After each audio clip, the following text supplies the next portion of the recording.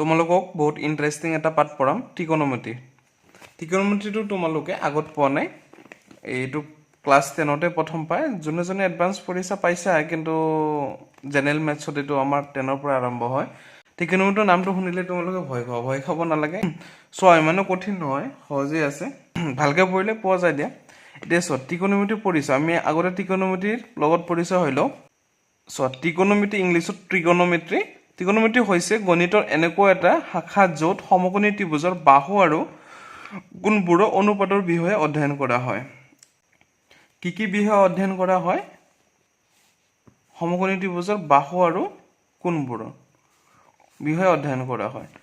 এতিয়া চোৱা, ত্ৰিকোণমিতি শব্দটো ক'ৰ পৰা আহিছে? ত্ৰিকোণমিতি শব্দটো গ্ৰীক শব্দ ত্ৰিকোণমট্ৰন শব্দৰ পৰা আহিছে, যাৰ অৰ্থ হৈছে ত্ৰি মানে তিনি, আৰু গণ মানে হৈছে বাহু, মেট্ৰন হৈছে মানে মাপ, মানে তিনিটা বাহুৰ মাপ। ত্ৰিকোণমিতি শব্দটো আহিছে। এতিয়া চোৱা, আমি ত্ৰিকোণমিতিটো কিয় ব্যৱহাৰ কৰিব লাগে সেইটো মেইন কথা।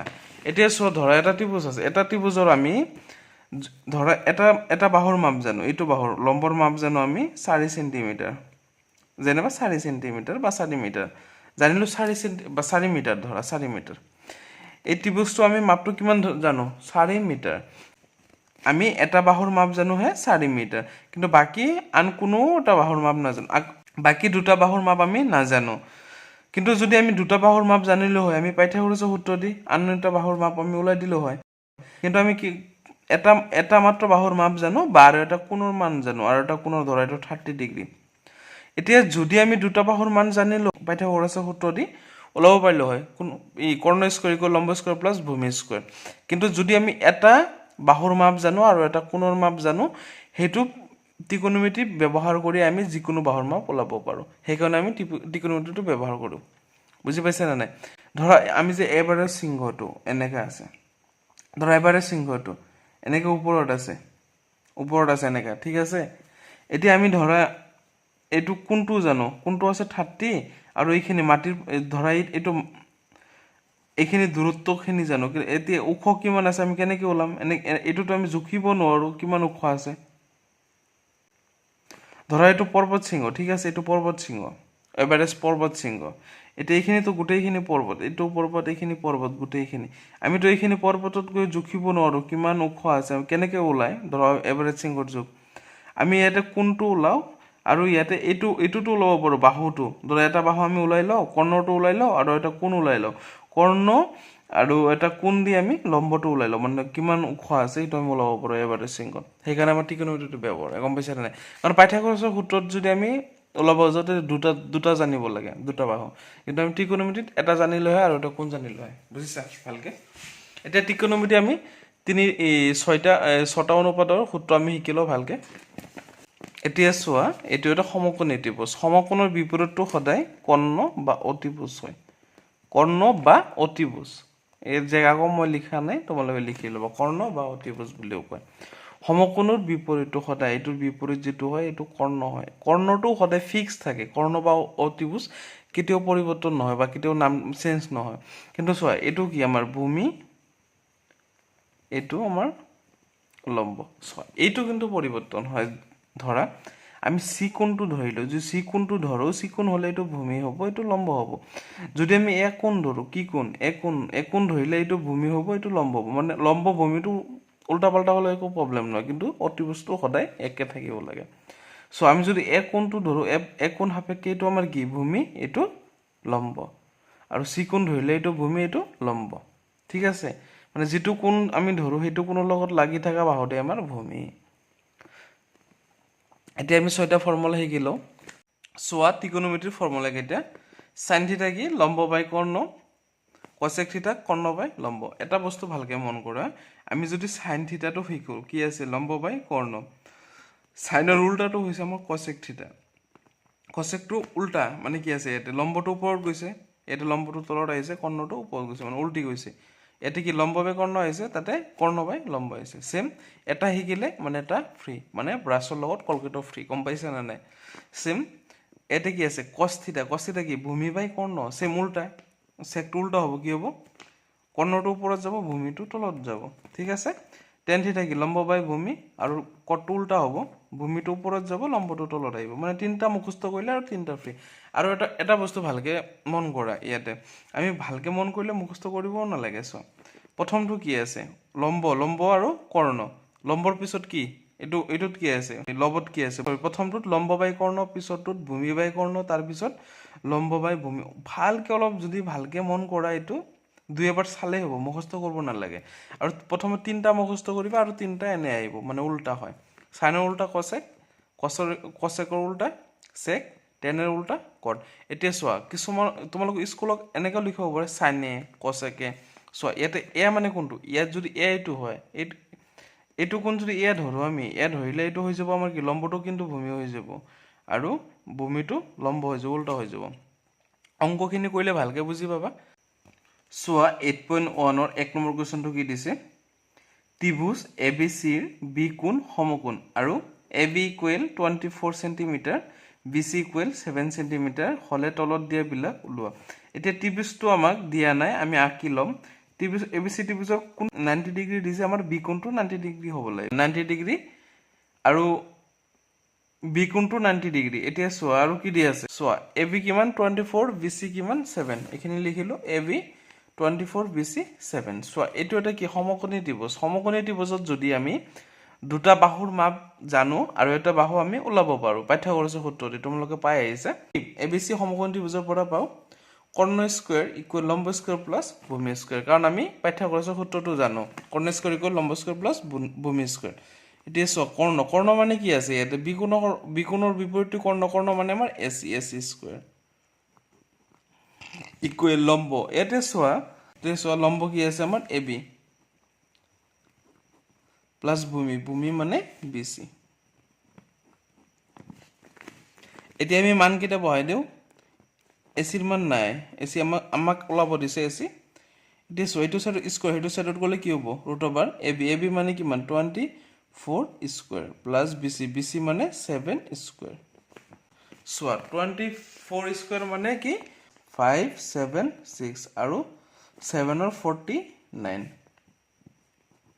দুটা যোগ কৰা দুটা যোগ কৰিলে 625 আমিতো 625 ৰ বৰ্গমূল কিমান জানো 25 তাৰ মানে আমি AC কিমান পাই গলো আমি 25 এতিয়া আমি ত্ৰিকোণমিতি যিকোনো অনুপাত আমি ওলাব পাৰিম সো এক নম্বৰ কি দিছে সাইনে ওলাব দিছে এতিয়া আমি সাইনৰ ফৰ্মুলা কি শিকিছিলো লম্ব বাই কৰ্ণ আমি শিকিছিলো এতিয়া চোৱা সাইন এ ইয়াতে কিন্তু এ আছে চোৱা এ মানে এইটো কোণত গুচি যাব এইটো কোণ সো এক কোণ সাপেক্ষে আমাৰ এইটো হ'ব ভূমি এক কোণত লাগি থাকাটো হ'ব ভূমি আৰু লম্ব হ'ব এইটো লম্ব মানে আমাৰ হ'ব BC হ'ব আমাৰ লম্ব আৰু কৰ্ণটো ফিক্স হয় সদায় AC কৰ্ণটো কি হয় AC হ'ব এতিয়া চোৱা BC ৰ মান কিমান পাইছো আমি BC আমাৰ কোৱেশ্চনতে দিয়া আছিল 7 সো আমি AC কিমান পাইছো 25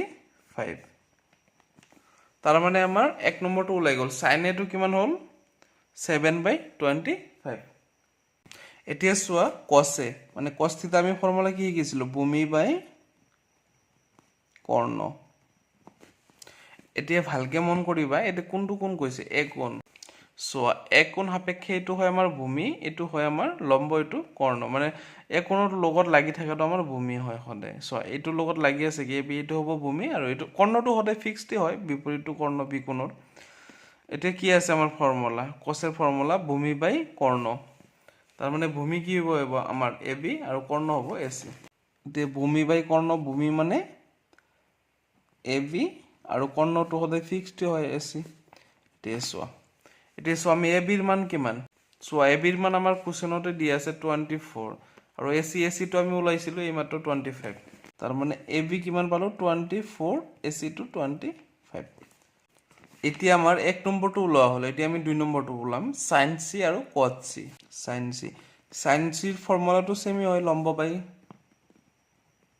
কৰ্ণ কিন্তু এতিয়া চোৱা ইয়াতে কি কোণ ধৰিছে আমি C কোণ দিছে C কোণ সাপেক্ষে লম্ব কোণটো হয় চোৱা এতে C কোণ সাপেক্ষে এটো হ'ব ভূমি এটো হ'ব লম্ব আৰু কৰ্ণটো ফিক্সড হয় সদায় AC তে কি আহিব AB বাই AC মানে লম্ব বাই কৰ্ণ লম্ব মানে কি আমাৰ AB আৰু কৰ্ণ AC তে লম্ব কি পালো আমি AB বাই লম্ব পালো AB আৰু কৰ্ণটো AC হয় এবিৰ মান কিমান এবিৰ মানটো আমি কোৱেশ্চনত দিয়াই আছে আমাৰ এবিৰ মান সো এবিৰ মান কিমান আছে 24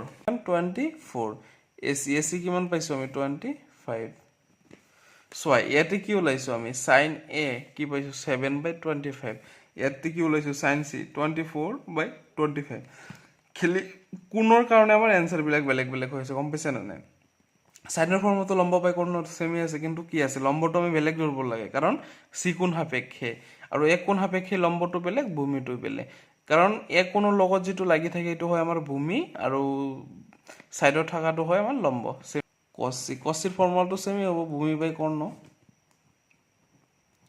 বাই কৰ্ণ c কোণ সাপেক্ষে ভূমি কি হ'ব আমাৰ bc কৰ্ণটো সেমি ac হ'ব ভূমিটো কি হ'ব আমাৰ bc আৰু কৰ্ণটো ac সো আমি bc ৰ মান কি পাইছিলো 7 আৰু ac ৰ মান কিমান 25 আমাৰ একেটা ওলাব দিছে সো 2 নম্বৰত কি দিছে চিত্ৰ 8.13 ৰ পৰা 10p cot r নিৰ্ণয় কৰা এটো চিত্ৰটো দিয়া আছে চিত্ৰটোত কি দিয়া আছে সো pq কিমান আছে 12 cm pr 13 cm এটো আমি লিখিম সো 2 নম্বৰ কি লিখিলো চিত্ৰৰ পৰা পাও কি পাও p ইকুৱেল কিমান 12 pr 13 cm ওলাব লাগে কি আমাৰ qr এতিয়া সোয়া আমি যদি এটা ত্ৰিভুজত দুটা বাহু দিয়া থাকে এটাটো আমি পাইথাগোৰাছ সূত্ৰ ব্যৱহাৰ কৰি ওলাব পাৰো কি আছিল কৰ্ণ স্কয়াৰ ইকুৱেল লম্ব স্কয়াৰ প্লাস ভূমি স্কয়াৰ সো ইয়াতে কিন্তু আমাৰ কৰ্ণটো ওলাব নালাগে কৰ্ণটো দিয়া আছে আমাৰ ওলাব লাগে কি ভূমি সেই কাৰণে আমি ভূমিটো ৰাখিলো লম্বটো এটো সাইডত কি প্লাস এটো সাইডত গলে মাইনাস মানে কৰ্ণৰ পৰা লম্বটো মাইনাস হ'ব এটো লিখিলো তেছো ভূমি আমি মানটো বহাই দিও ভূমি কি আছে ভূমি q আর মান নাই q এটো সাইডৰ স্কয়াৰ হেটো সাইডত গলে কি হ'ব কৰ্ণ কিমান আছে 13 মানে 13 স্কয়াৰ মাইনাস লম্ব মানে 12 স্কয়াৰ তেছোৱা এতিয়া সোৱা 13 ক স্কয়াৰ কৰিলে কিমান 169 মাইনাস 12 ক স্কয়াৰ কৰিলে 144 169 ৰ পৰা যদি 144 মাইনাস কৰি আমি 25 পাও তেছো 25 ৰ বৰ্গমূল কিমান 5 তাৰ মানে আমি qr কিমান পালো 5 qr কিমান পালো 5 এতিয়া ওলাব দিছে কি আমাৰ সোৱা এতিয়া ওলাব দিছে 10p cot r এতিয়া সোৱা 10p মানে tan থিটাৰ ফৰ্মুলা কি আছিল লম্ব বাই ভূমি মাইনাস cot r মানে cot থিটাৰ ফৰ্মুলা ভূমি বাই লম্ব এতিয়া ভালকে মন কৰি ইয়াতে কি আছে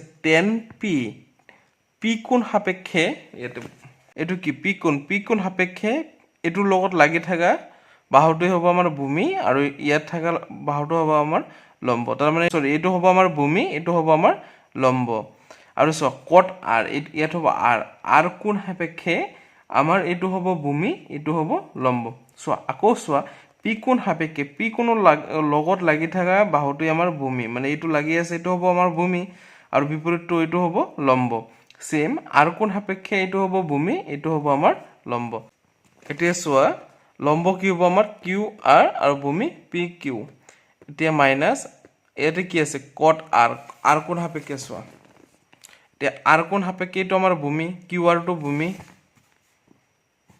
qr আমাৰ ভূমি qr আৰু লম্ব হ'ব আমাৰ এটো লম্ব হ'ব pq qr ৰ মান কিমান আছে qr ৰ মান আমি কিমান ওলাইছিলো 5 qr কিমান হ'ব 5 pq আমি কিমান লৈছিলো সৰি pq কিমান দিয়া আছে 12 দিয়া আছে pq 12 সেম qr মানে আমাৰ কি qr মানে কি 5 qr 5 এ হ'ব pq কিমান 12 ইয়াতে pq 12 এ হ'ব এতিয়া সো এটো কি হৰ প্লাসৰ এটো কি হৰ মাইনাসৰ প্লাসৰ পৰা মাইনাসৰ খনি গুছি গলে সেম আছে 0 হ'ব মানে 10p cot r কি হৈছে 0